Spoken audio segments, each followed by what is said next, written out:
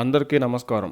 మా నమ్మకం నువ్వే జగన్ అనే నినాదంతో ఎన్నికలకు వెళ్లిన వైసీపీ 151 స్థానాల నుంచి 11 స్థానాలకు పడిపోవడమే కాక కనీసం ప్రతిపక్ష హోదా కూడా రాకుండా అత్యంత ఘోర ఓటమిని చవిచూసింది.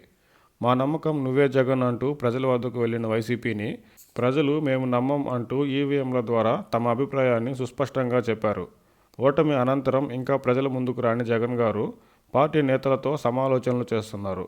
వైసీపీ నేతలందరూ ముక్తకంఠంతో ఇప్పటి వరకు ముఖ్య నాయకులుగా ఉన్నవారు బూతులతో విరుచుకుపడ్డవారే వైసీపీ ఓటమికి కారణమని చెప్పినట్టు తెలుస్తుంది.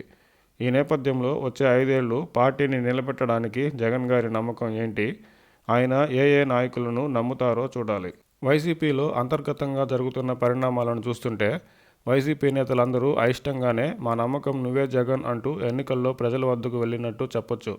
తాజాగా జక్కంపూడి రాజా గారు, కేతిరెడ్డి గారు వంటి నాయకులు బాహాటంగానే ఎమ్మెల్యేలు చిన్న చిన్న పనులకు సైతం జగన్ గారిని కలవాలంటే గంటలు, రోజులు వేచి ఉండే పరిస్థితి ఉండేదని, చుట్టూ ఉన్న కోటరీ నాయకులు, కొందరు అధికారులు పార్టీ నాయకుల్ని, ఎమ్మెల్యేలను సైతం జగన్ గారిని కలవనిచ్చేవారు కాదని చెప్పడంతో వారంతా జగన్మోహన్ రెడ్డి గారిని కలిసి క్షేత్రస్థాయిలో వాస్తవాలను చెప్పే వీలు లేకుండా ఉందనే అభిప్రాయం వారిలో ఎన్నికల కంటే ముందే ఉండి ఉంటుంది కదా.